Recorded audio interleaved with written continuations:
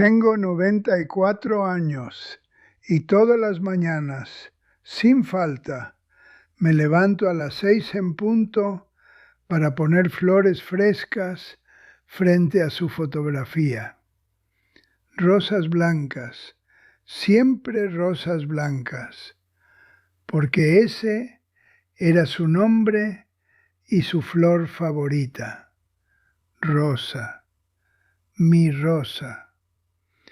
Llevo haciendo esto desde hace 52 años, desde aquel abril maldito de 1972, cuando la policía me llamó a las 11:47 de la noche para decirme que mi esposa había muerto en un accidente de tráfico en la autopista entre Turín y Milán. 52 años poniendo flores, hablándole a una foto, durmiendo en una cama demasiado grande para un hombre solo, usando mi anillo de bodas hasta que el oro se desgastó tanto que tuve que hacerlo arreglar 3 veces. Nunca miré a otra mujer, nunca consideré rehacerme la vida.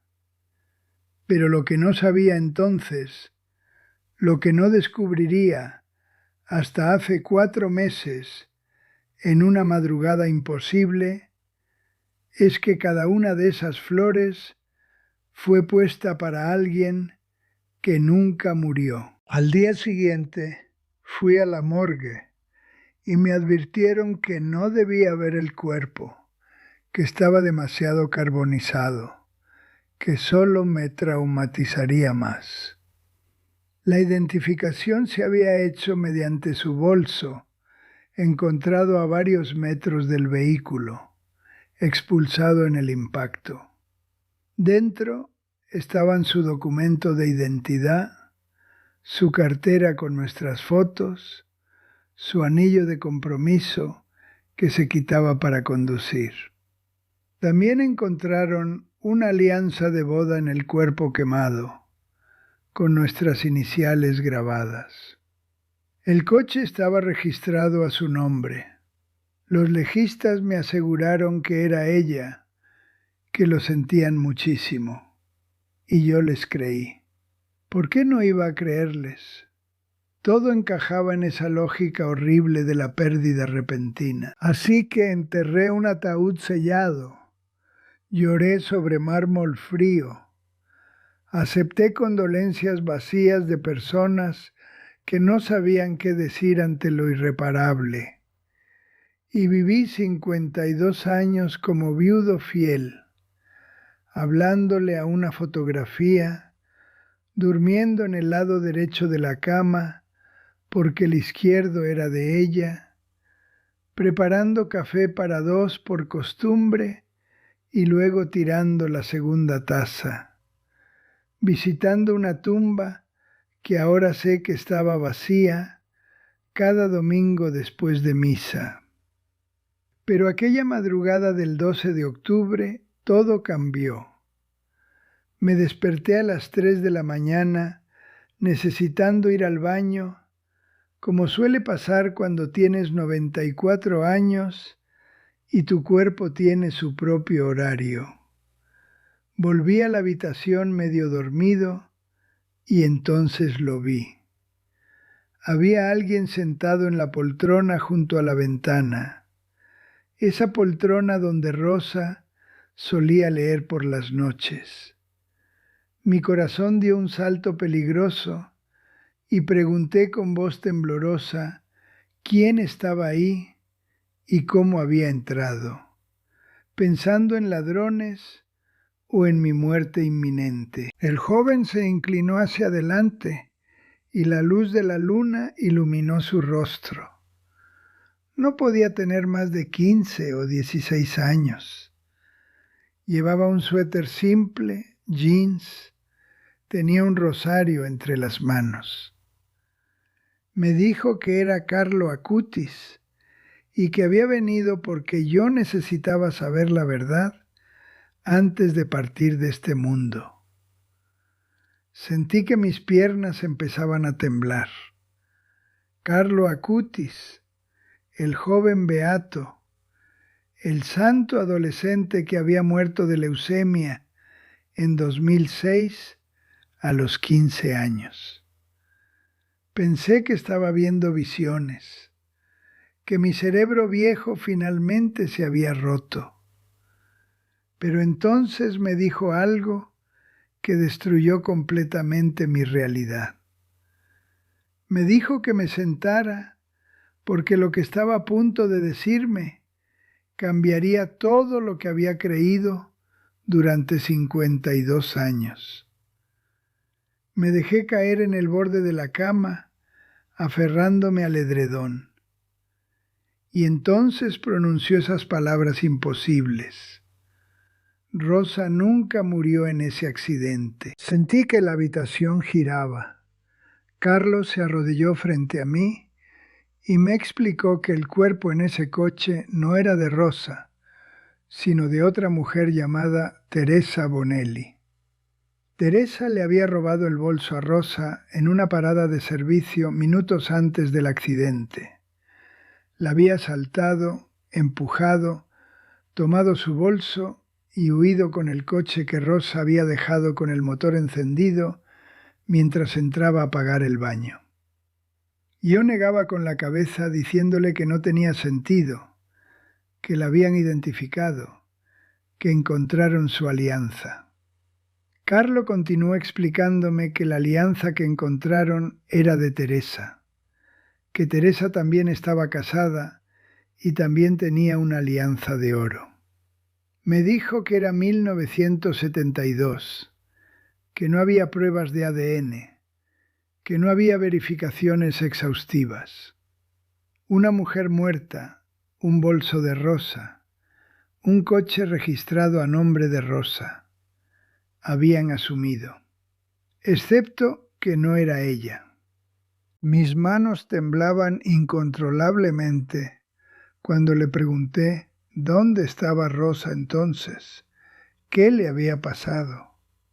Carlo respiró hondo y me contó que Rosa se había quedado en esa área de servicio, traumatizada, en shock.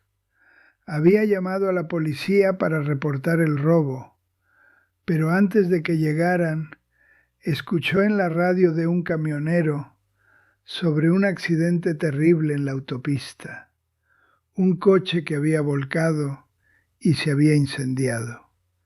El coche coincidía con el suyo.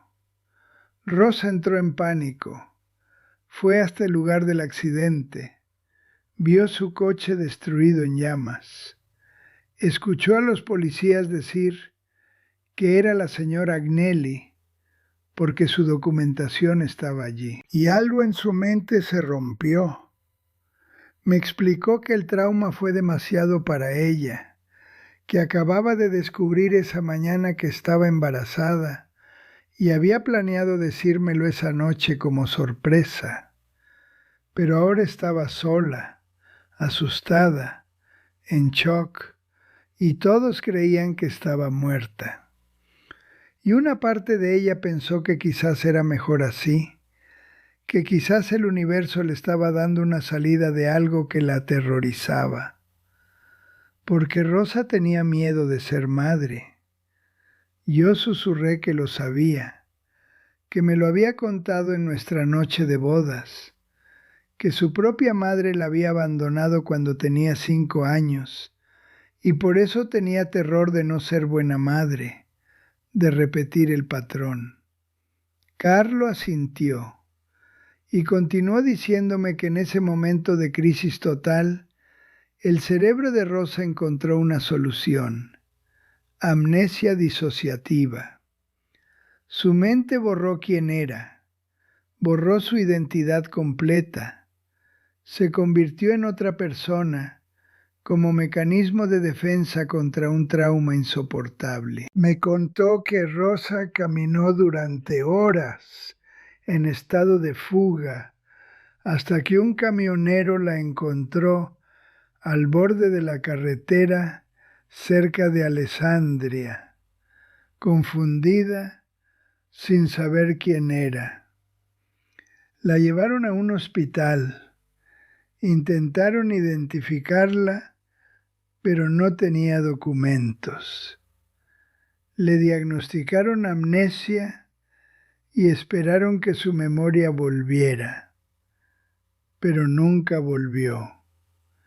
Meses después la dieron de alta y le asignaron un nombre temporal, Lucia Martelli, y vivió como Lucia durante 52 años, trabajando como limpiadora en escuelas, viviendo en un pequeño apartamento, nunca casándose, nunca teniendo más hijos.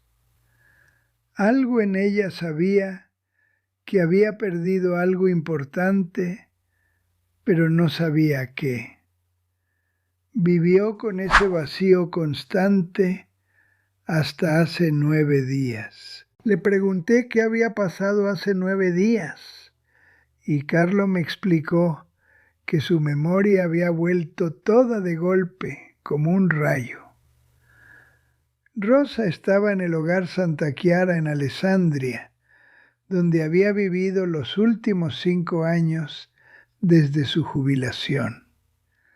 Estaba en la capilla mirando una imagen de la Virgen María con el niño Jesús, cuando de repente todo volvió. Recordó su nombre, me recordó a mí, recordó el embarazo, el robo, el accidente, el pánico. 52 años de vida como Lucía se sintieron como un sueño y su verdadero yo regresó. Carlo me dijo que los médicos estaban asombrados, que nunca habían visto un caso de amnesia disociativa que durara tanto tiempo y luego se resolviera tan abruptamente.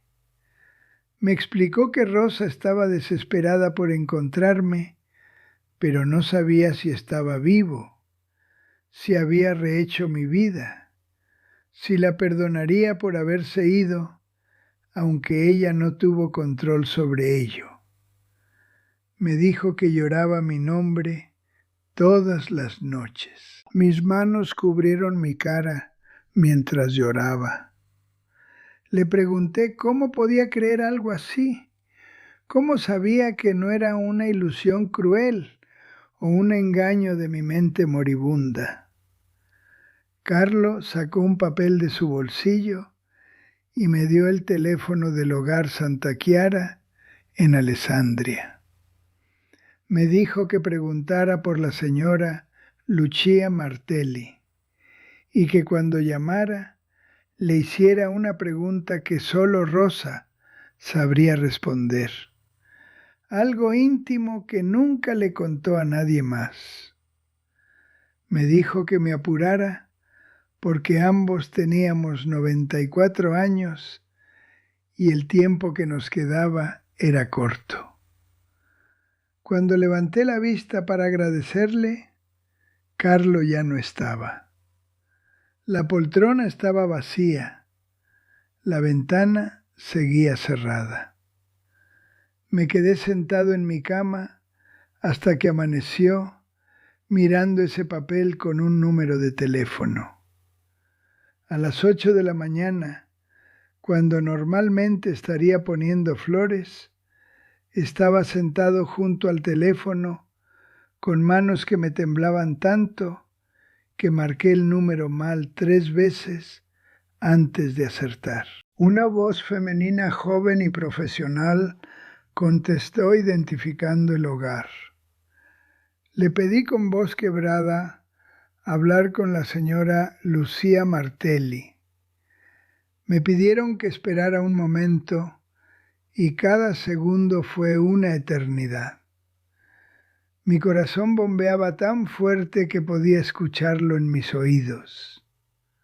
Luego, después de lo que pareció una vida entera, Escuché una voz femenina vieja y temblorosa, pero terriblemente familiar.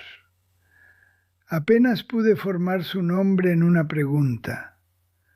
Hubo silencio, respiración pesada, luego un sollozo.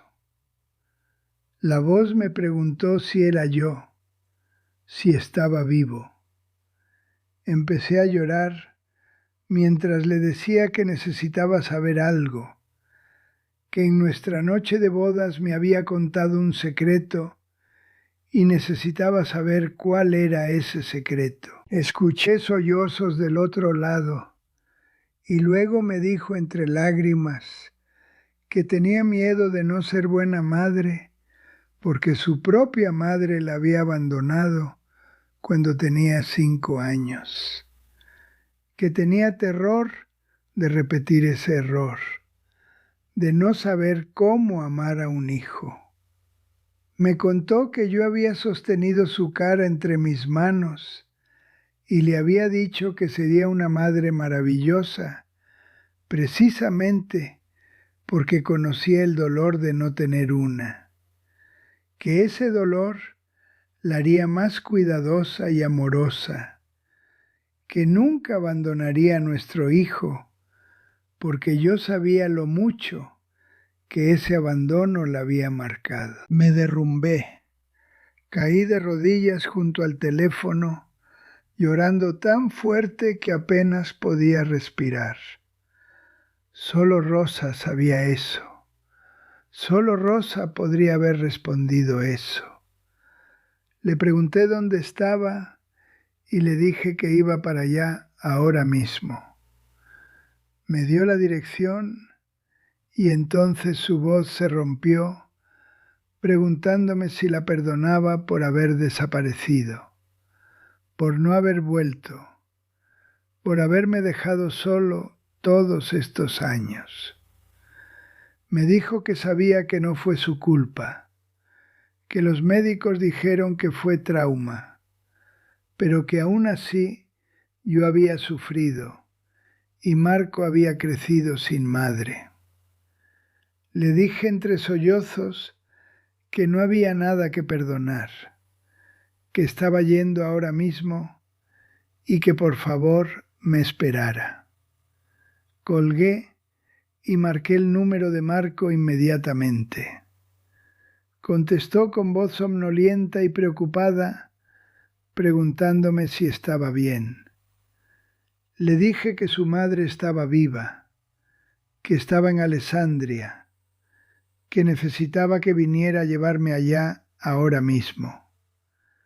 Debió escuchar algo en mi voz porque me dijo que iba para allá en 20 minutos. Fueron los 20 minutos más largos de mi vida. Me cambié de ropa con manos temblorosas. Me puse mi mejor camisa. Me peiné el poco cabello blanco que me quedaba. Me miré en el espejo y vi a un hombre de 94 años arrugado y encorvado. Me pregunté si Rosa me reconocería después de 52 años de envejecimiento. Marco llegó exactamente a los 20 minutos. Bajé las escaleras más rápido de lo que había bajado en años, casi cayéndome 2 veces. En el coche, mientras conducía hacia Alessandria, le conté todo. El encuentro con Carlo Acutis, la historia del robo y el accidente, la identidad equivocada, la amnesia disociativa de Rosa, su vida como Lucia Martelli, la recuperación súbita de su memoria, la llamada telefónica, el secreto que solo ella sabría. Marco escuchó en silencio, con los nudillos blancos sobre el volante. Cuando terminé, no dijo nada por un largo momento. Luego me confesó que todo aquello desafiaba toda lógica, que si fuera cualquier otra persona contándole eso, pensaría que estaban locos, o que era un engaño elaborado. Pero había algo en cómo lo contaba yo, y ese secreto que solo ella sabía, me lo había dado. Me dijo que tenía miedo, que tenía 52 años y nunca había conocido a su madre y no sabía si quería esto. Le puse una mano temblorosa en el hombro y le dije que yo también tenía miedo, pero que a veces el miedo es la puerta hacia los milagros. Marco condujo más rápido de lo que probablemente debía e hicimos el viaje en 40 minutos. Llegamos al hogar Santa Chiara a las 10 de la mañana. Era un edificio modesto, pero bien cuidado, rodeado de jardines con flores blancas, rosas blancas.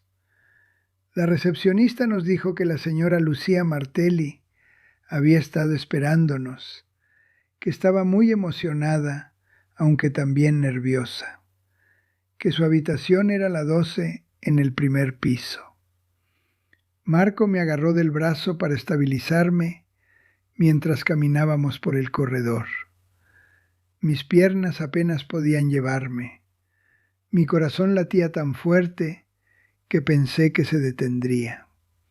Habitación 8, 9, 10, 11, 12.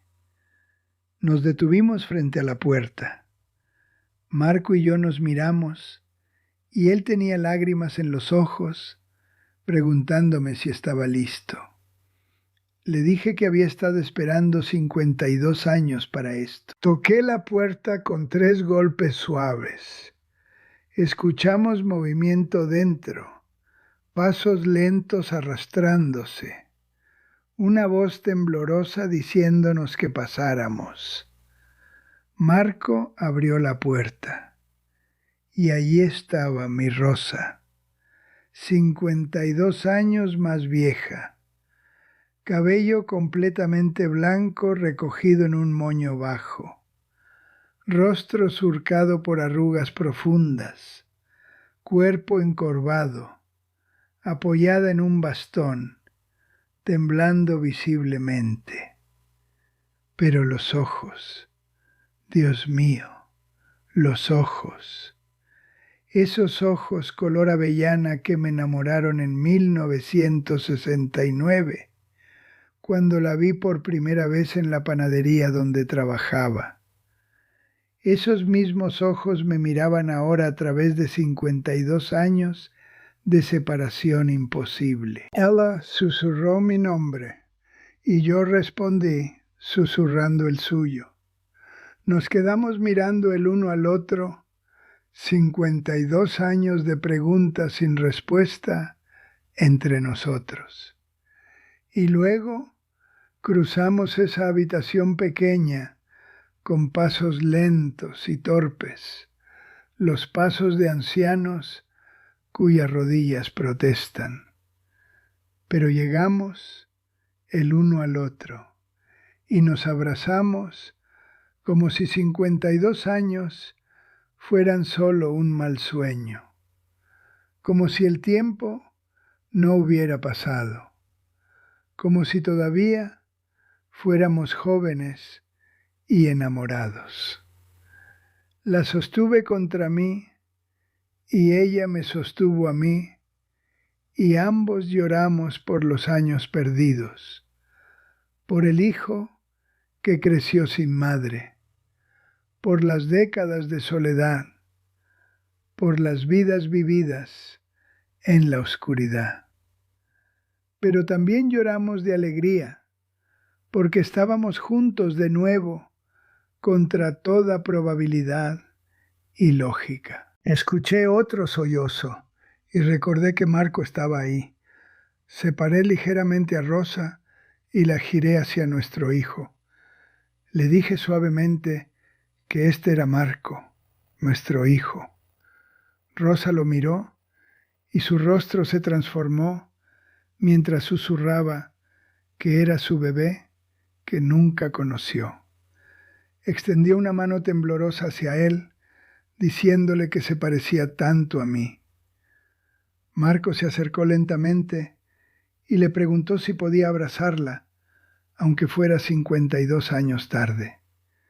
Y un hombre de 52 años lloró en brazos de la madre que nunca conoció, mientras Rosa lo sostenía, meciéndolo suavemente, como probablemente soñó hacer cuando estaba embarazada de él. Los días siguientes fueron un torbellino. Médicos vinieron a examinar a Rosa, a verificar su historia, a estudiar este caso extraordinario. Un neurólogo especializado en trastornos de memoria quedó fascinado diciéndonos que su caso era extraordinario, que la amnesia disociativa podía durar años, pero 52 años era prácticamente sin precedentes, y que su memoria volviera tan súbitamente era casi inexplicable desde el punto de vista médico. Nos explicó que a veces un trauma podía desencadenar amnesia disociativa y a veces otro evento emocional significativo podía revertirla. Rosa había estado en la capilla mirando una imagen de la Virgen con el niño cuando algo activó una conexión neuronal perdida durante décadas. El doctor nos miró con asombro y dijo que quizás simplemente fue un milagro. Comenzamos el proceso de reconstruir la vida de Rosa. Legalmente había estado muerta durante 52 años. Su certificado de defunción existía. Su tumba existía, aunque estaba vacía. Tuvimos que consultar abogados que nos dijeron que era un caso legal sin precedentes. Una persona declarada legalmente muerta que regresa después de medio siglo. Rosa tenía huellas dactilares de cuando trabajaba como limpiadora y cicatrices que podía describir. Comparamos las huellas de Lucía Martelli con las del archivo matrimonial de Rosa Agnelli de 1969 y coincidían perfectamente. Cuando le mostramos fotos de nuestro matrimonio, identificó a cada persona y recordó detalles que solo alguien que estuvo allí podría saber.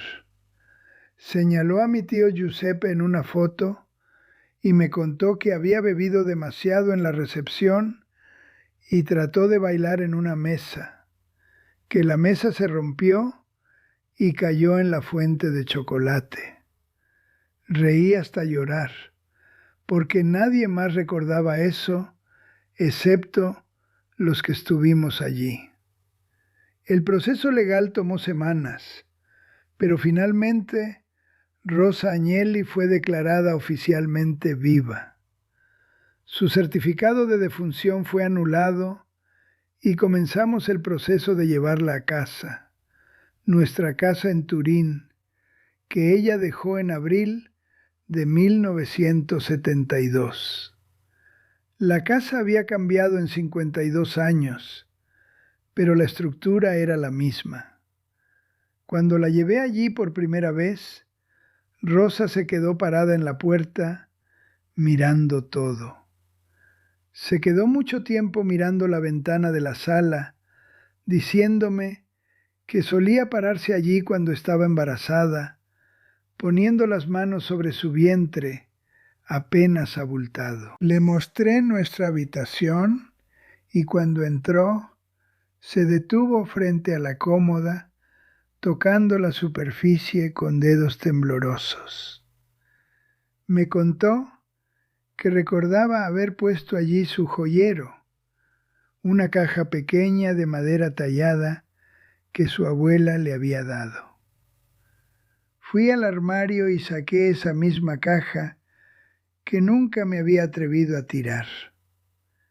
Cuando se la entregué, la abrió y encontró dentro un collar que no había visto en más de medio siglo, y se echó a llorar apretándolo contra su pecho. Los primeros días fueron extraños, como aprender a vivir de nuevo pero en cuerpos que ya habían vivido demasiado. Por las mañanas, yo seguía despertándome a las 6 por costumbre, pero ahora encontraba a Rosa durmiendo a mi lado. A veces me quedaba despierto solo mirándola, asegurándome de que era real, tocando suavemente su mano para sentir su pulso y confirmar que su corazón seguía latiendo. Rosa también tenía sus momentos de confusión. 52 años viviendo como Lucía Martelli no se borraban fácilmente. A veces se despertaba y no sabía dónde estaba, o me llamaba por el nombre equivocado. Los médicos nos advirtieron que esto era normal, que su cerebro estaba tratando de reconciliar dos vidas completamente diferentes. Pero había momentos de claridad absoluta, cuando Rosa era completamente ella misma. Me contaba cosas de nuestro noviazgo que yo había olvidado. Recordaba nuestra primera cita en el parque, cuando intenté impresionarla con mis conocimientos de botánica y me equivoqué en el nombre de casi todas las flores. Recordaba cuando la llevé a conocer a mi madre y derramé vino tinto en el mantel blanco favorito. Recordaba cómo le propuse matrimonio en la azotea de su edificio, tan nervioso que casi dejo caer el anillo. Cada recuerdo que compartía era una prueba más de que era realmente ella. Marco venía todos los días ahora, no por obligación, sino por necesidad genuina. Traía a su esposa Julia y a los nietos Alessandro y Sofía, ya adultos ellos mismos. Para ellos, la abuela que habían creído muerta desde antes de nacer, ahora estaba sentada en la sala tomando té y preguntándole sobre sus vidas con un hambre voraz de conocerlos. Rosa empezó a hacer cosas que me había dicho que haría cuando estaba embarazada. Aprendió a tejer, aunque sus manos artríticas luchaban con los movimientos. Me tejió una bufanda torcida y llena de agujeros, pero la usé con orgullo. Buscamos recetas de su abuela e hicimos una lasaña aguada y una focaccia dura como piedra, pero nos la comimos riendo. Los médicos nos decían que aprovecháramos cada momento. A los 94 años, ambos estábamos viviendo tiempo prestado. Mi corazón era débil. Había tenido 2 infartos menores. Las rodillas de Rosa estaban destruidas por artritis. Su memoria, aunque había vuelto, era frágil. Algunos días no me reconocía hasta pasados unos minutos, pero siempre, eventualmente volvía a mí y yo siempre la esperaba. Empecé a pensar en Carlo Acutis y en por qué me había visitado, por qué había intervenido en nuestras vidas. Investigué sobre él y descubrí que antes de morir de leucemia, a los 15 años, Carlo había dicho que quería ayudar a las personas a ver los milagros en sus vidas cotidianas, que los milagros no siempre eran eventos sobrenaturales espectaculares, sino, a veces, simplemente momentos de gracia extraordinaria en circunstancias ordinarias. Y entendí, nuestro reencuentro era un milagro, pero no del tipo que desafía las leyes de la física, sino un milagro de timing, de información correcta, llegando a la persona correcta en el momento correcto. Carlo había visto lo que los médicos no podían ver, que Rosa no estaba muerta, sino perdida. y había tomado la decisión de devolvernos el uno al otro antes de que fuera demasiado tarde. 4 meses después de nuestro reencuentro, establecimos una rutina. Cada mañana nos despertábamos temprano y tomábamos café juntos, con nuestras manos arrugadas entrelazadas sobre la mesa. A veces hablábamos, a veces simplemente nos quedábamos en silencio, disfrutando de la presencia del otro. El silencio ya no se sentía vacío, como se había sentido durante 52 años. Poníamos música en el viejo tocadiscos, las mismas canciones que escuchábamos cuando éramos jóvenes. Rosa intentaba bailar conmigo en la sala, aunque nuestros cuerpos protestaban y nos movíamos más como tortugas que como bailarines. Nos reíamos de los ridículos que debíamos vernos, pero no nos importaba, porque en los ojos del otro todavía éramos jóvenes. Poco a poco, Rosa fue recordando más cosas de nuestra vida juntos. No todo, pero suficiente. Recordaba el nombre de nuestro perro Bruno, la canción que bailamos en nuestra boda, cómo yo silbaba cuando cocinaba, que yo era terrible para las mañanas, que le leía en voz alta antes de dormir. Y yo le recordaba cosas que ella había olvidado. Cómo cantaba en la ducha siempre desafinando. Cómo hacía muecas cuando comía algo que no le gustaba. Cómo se mordía el labio cuando estaba concentrada. Cómo se reía con todo el cuerpo. Juntos reconstruimos nuestra historia. Llenamos los vacíos. Sanamos las heridas. Y en el proceso creamos nuevos recuerdos. Desayunos lentos donde el café se enfriaba porque estábamos demasiado ocupados hablando. Tardes en el jardín donde Rosa tocaba cada flor como si fuera la primera vez.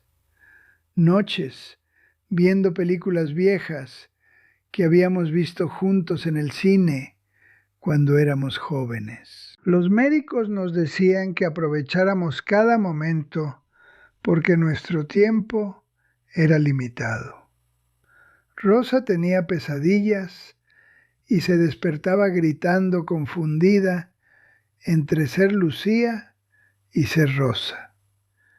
Yo la sostenía y le susurraba que estaba a salvo, que estaba en casa, que yo estaba aquí. Algunas noches lloraba por los años perdidos, por Marco creciendo sin ella, por los cumpleaños que nunca celebró. Ahora cada mañana cuando me despierto y veo a Rosa durmiendo a mi lado, lloro por gratitud, por alivio, por todo lo que perdimos, por lo que recuperamos. Y lloro porque sé que nuestro tiempo es limitado, que en cualquier momento uno de nosotros partirá y el otro quedará atrás otra vez. Pero esta vez será diferente. Esta vez, cuando uno de nosotros muera, el otro sabrá la verdad. Sabrá que el amor sobrevivió contra todo pronóstico. Sabrá que incluso 52 años de separación no pudieron matarlo. Esta es nuestra historia, la historia de Vittorio y Rosa Agnelli, separados por una identificación errónea y un trauma que causó amnesia imposible, reunidos por la intervención de un santo adolescente que vio más allá de medio siglo de confusión. Es una historia que desafía la lógica, pero es verdad. Cada palabra es verdad. y la estoy compartiendo porque alguien necesita escucharla. Alguien en algún lugar necesita saber que los imposibles a veces se hacen posibles. Si estás ahí afuera, si eres alguien que perdió a un ser querido en circunstancias donde el cuerpo nunca fue visto claramente, donde la identificación dependió de objetos o circunstancias, si eres alguien que aceptó una muerte porque las autoridades te dijeron que era definitiva, pero en tu corazón siempre tuviste dudas, escúchame, investiga, cuestiona. En 1972 no había pruebas de ADN. Las identificaciones dependían de documentos y pertenencias y suposiciones. ¿Cuántas identificaciones fueron erróneas? ¿Cuántas personas fueron declaradas muertas cuando en realidad estaban vivas en algún lugar, amnésicas y confundidas, viviendo como otra persona? No digo que todos los casos sean como el mío. Sería cruel dar falsas esperanzas. La mayoría de las muertes son reales y finales, pero algunos pocos casos podrían no serlo. Y si tienes aunque sea la más pequeña duda, si algo nunca encajó completamente, si la identificación fue apresurada o basada en evidencia circunstancial, vale la pena investigar. Porque mi Rosa vivió 52 años sin saber quién era, sin saber que tenía un esposo que la amaba, sin saber que tenía un hijo que la necesitaba. Y yo viví 52 años llorando sobre una tumba vacía. Carlo Acutis vio lo que nadie más vio. Conectó los puntos que habían estado allí todo el tiempo, pero que nadie había unido. Y nos dio la oportunidad de tener estos meses finales juntos. No es suficiente.